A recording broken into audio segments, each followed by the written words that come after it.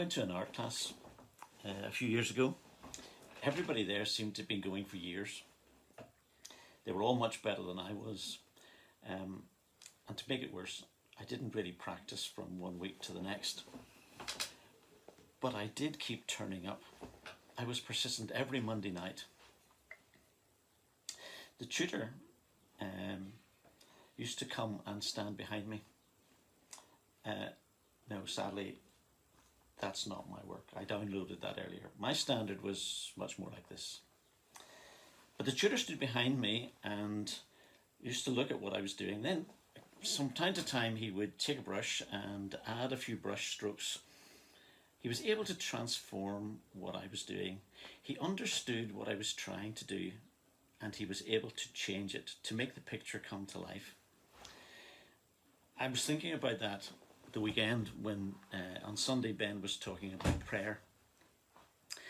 And one of the things he said was, prayer is natural, but it's not easy. But he did also remind us that one of the things we needed to do was to keep turning up. And as we come to pray tonight, you and I have turned up. We've turned up, and we know that our words are sometimes clumsy and awkward. But we also know that God, by his Spirit, is able to come and transform and translate what we say. When I was thinking about my art class, I thought about some words from Romans. Romans chapter 1. We don't know how to pray as we should, but the Spirit himself speaks to God for us. He begs God for us, speaking to him with feelings too deep for words. He goes on to say, God already knows our deepest thoughts, and he understands what the Spirit is saying. That's an encouraging thought, because as we come to pray, we realize that while we may not have all of the words that we think sound right, and other people may seem to do it better than we do, or been practicing for years, as we come confidently knowing that we have a guide who is with us and interpreting our thoughts and our feelings and our words. Still, it's not easy to get started, and a blank page can be daunting. So, as I prepared for tonight, I was thinking about some words that Paul wrote to the Christians at Philippi, to the church there. They're familiar words, but try to imagine that you hadn't heard them before. Try to imagine them coming to you and to me, to the Christian church in Saintfield Road. And here's what Paul said. I thank God every time I remember you, and I always pray for you with joy. I thank God for the help that you gave me while I told people the good news. You helped me from the first day you believed until now. And I'm sure that the good work God began in you will continue until he completes it on the day when Jesus Christ comes again. And then he went on to tell them exactly what he was praying for them. He said, this is my prayer, that your love may abound more and more in knowledge and depth of insight, so that you may be able to discern what is best, that you may be pure and blameless for the day of Christ, filled with the fruit of righteousness that comes through Jesus Christ to the glory and praise of God. In those few words of Paul's prayer, there is a whole handful of prayer points that can stimulate our thinking and as we come to pray tonight. Basically, there are 5 words that he says, or 5 things that he says. He talks about growing love and deepening insight. He talks about discerning minds, pure and blameless lives, and fruitfulness. There are probably 2 words that describe Paul's prayer.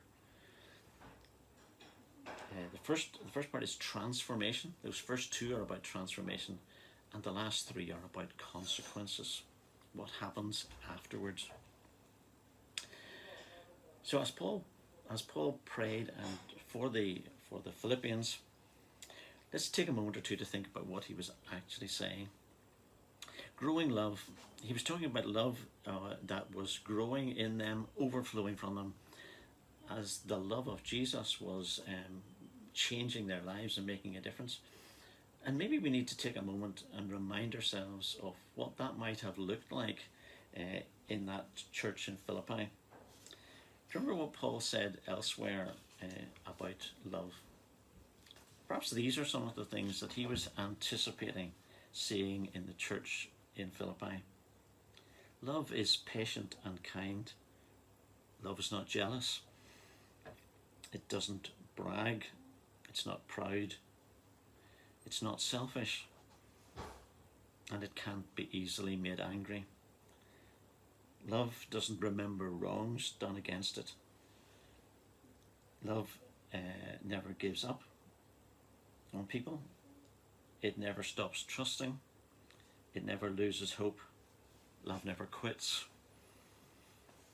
Think of how the transforming characteristics of love growing in their lives would make a difference to individuals, to the church, and to the community who were around them. But that's not all, because Paul is also praying for the church that they will have a deepening insight. Perhaps another word for that might be vision.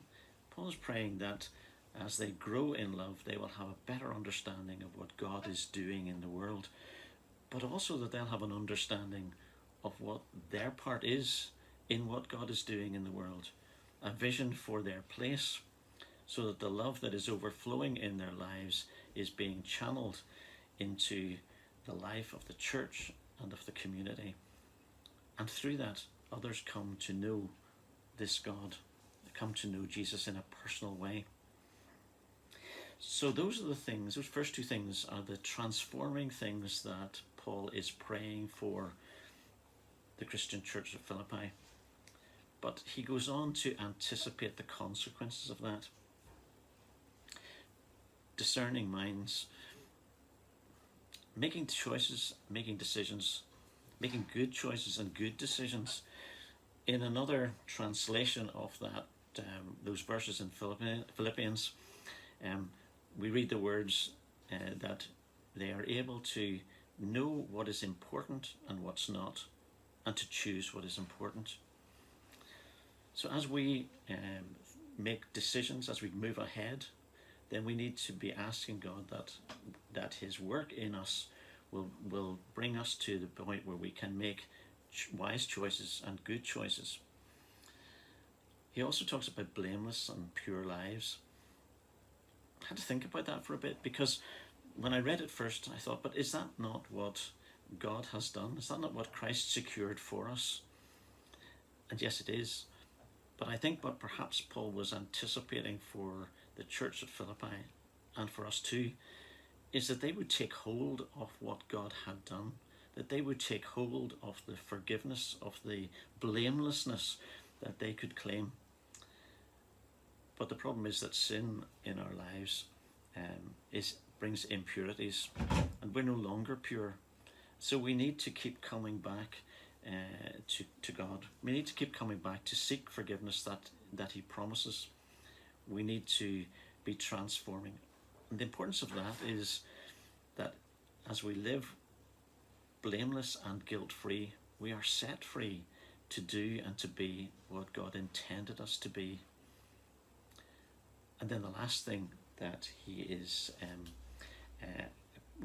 anticipating for the church is their fruitfulness, that they will be demonstrating in their lives the fruitfulness of God's Spirit at work in them, bringing others to see him and to know him personally.